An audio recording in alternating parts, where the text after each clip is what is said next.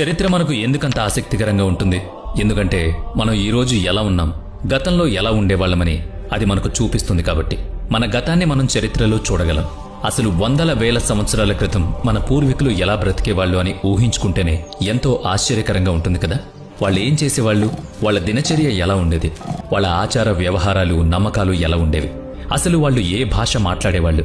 నీ మనసులో కూడా ఎప్పుడోకప్పుడు అలాంటి ప్రశ్నలు వచ్చే ఉంటాయి.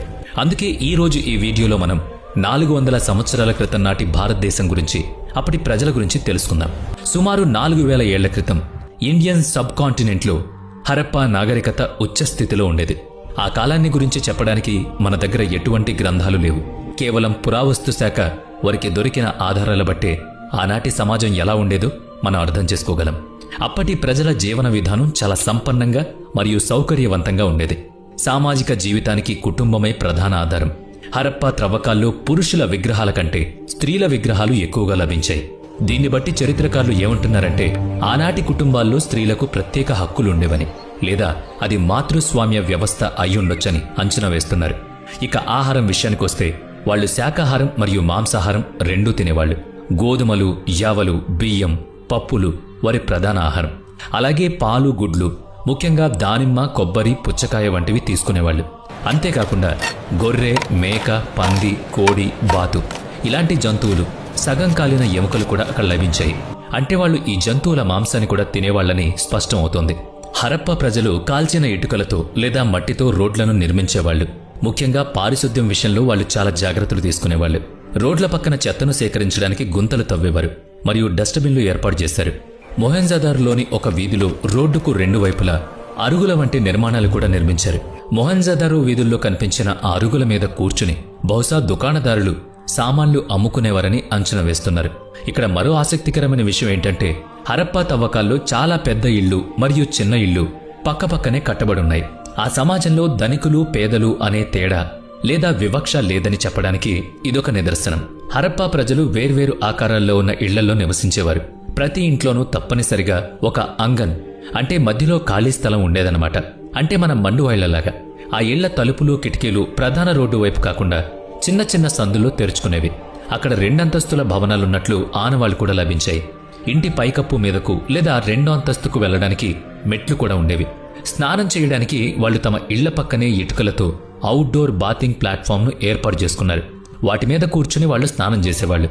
భారతీయ సంస్కృతిలో అనాదిగా స్నానానికి ఎంతో ప్రాముఖ్యత ఉంది. ప్రతిరోజు స్నానం చేయడం మన ప్రాచీన అలవాటు. ఉదాహరణకు 4000 ఏళ్ల క్రితం మొహెంజదారోలో నిర్మించిన ఈ గ్రేట్ బాత్ ని చూడండి. దీన్ని వాళ్లు మతపరమైన కార్యక్రమంలాగా భావించేవాళ్లు. ప్రజలు అక్కడ పవిత్ర స్నానాలు ఆచరించి మతపరమైన వేడుకల్లో పాల్గొనేవారు. తవ్వకాల్లో దొరికిన స్త్రీ, పురుషుల మట్టి విగ్రహాలను బట్టి వాళ్ల జీవనశైలిని మనం అర్థం చేసుకోవచ్చు. హరప్పా ప్రజలు నూలు మరియు ఉన్ని వస్త్రాలను ధరించేవారని తెలుస్తోంది. స్త్రీలు చిన్న లెహంగా లాంటి దుస్తులు ధరించేవారు. పురుషులు ధోతీలు ధరించేవాళ్లు. భుజం మీద ఒక షాల్ వేసుకుని శరీరం పైభాగాన్ని కప్పుకునేవాళ్లు. ఇక అప్పటి స్త్రీలు జుట్టును కొప్పులాగా కట్టుకునేవారు లేదా రకరకాల జడలు వేసుకునేవాళ్లు. పురుషుల విగ్రహాలను చూస్తే కొన్నిటికి జుట్టున్నట్లేదు లేదా తలపాగా వంటిది చుట్టుకున్నట్టు కనిపిస్తోంది. కానీ అప్పటి పురుషులు పొడవాటి జుట్టు, గడ్డం, మీసాలు పెంచుకునేవారని ఒక అంచనా. ఉదాహరణకు సిల్ఖడి రాయితో చేసిన మొహెంజదారోలోని ఈ ప్రసిద్ధ విగ్రహాన్ని చూడండి. ఈ విగ్రహానికి ప్రీస్ట్ కింగ్ స్టాచ్యూ అని పేరు పెట్టారు.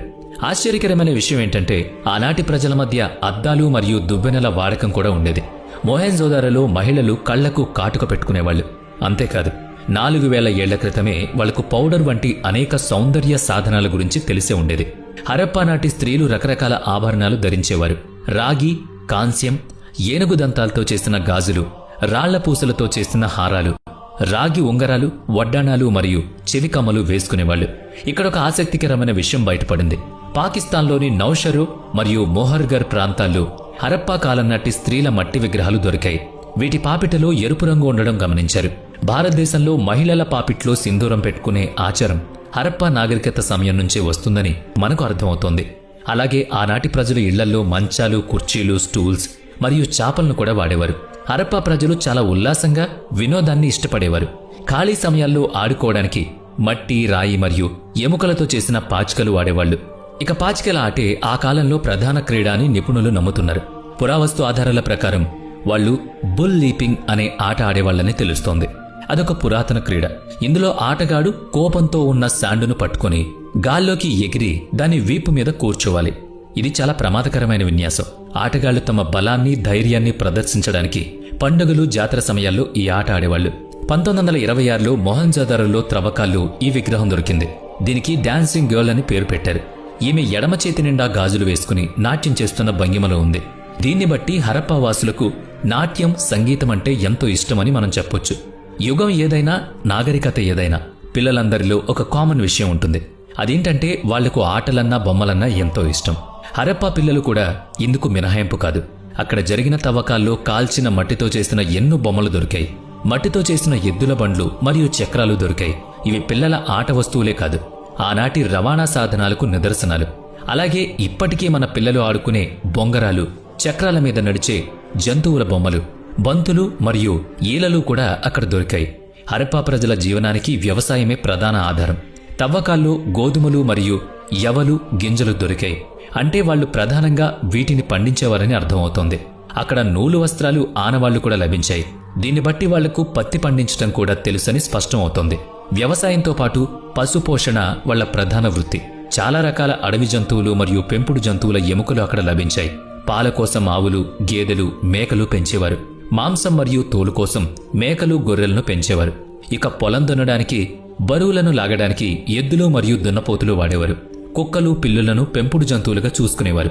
భారతదేశ చరిత్రలో పట్టణీకరణ లేదా నగరాల పుట్టుక మొట్టమొదట హరప్పా నాగరికతలోనే జరిగింది.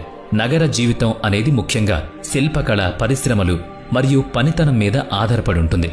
అందుకే గ్రామాల్లో ఉండేవారు వ్యవసాయం, పోషణ చేస్తే నగరాల్లో ఉండేవాళ్లు శిల్పకళ మరియు ఇతర వ్యాపారాలు చేసేవారు. హరప్పా ప్రజలు అద్భుతమైన కళాకారులు.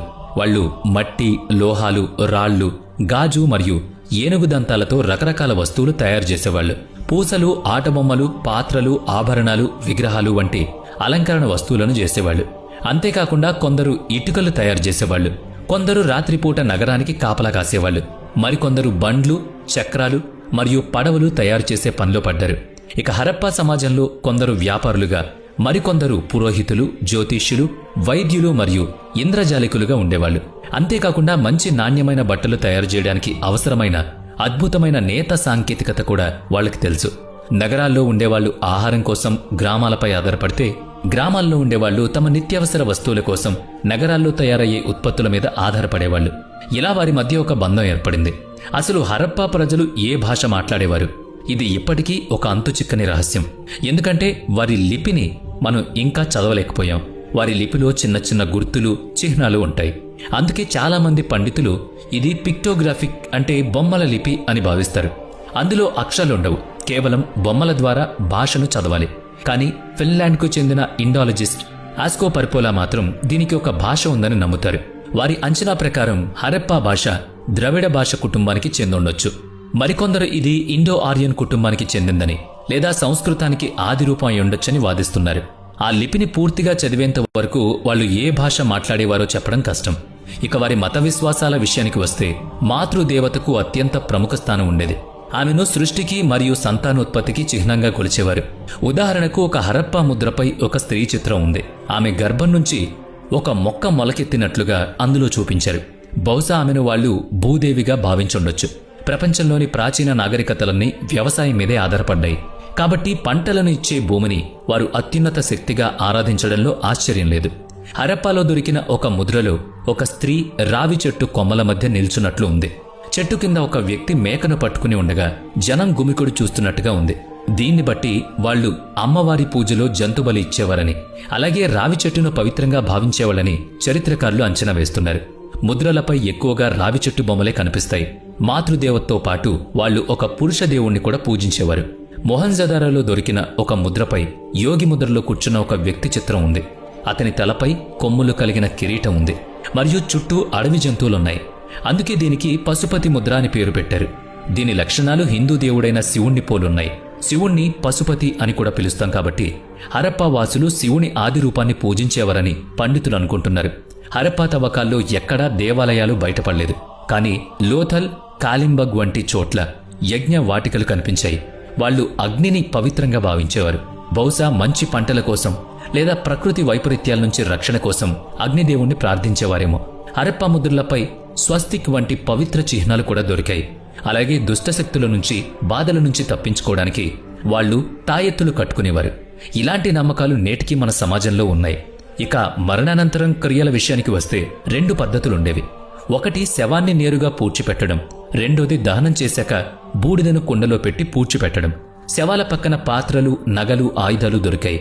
దాన్ని బట్టి వాళ్లకు మరణానంతరం జీవితం పట్ల నమ్మకం ఉండేదని అర్థమవుతోంది.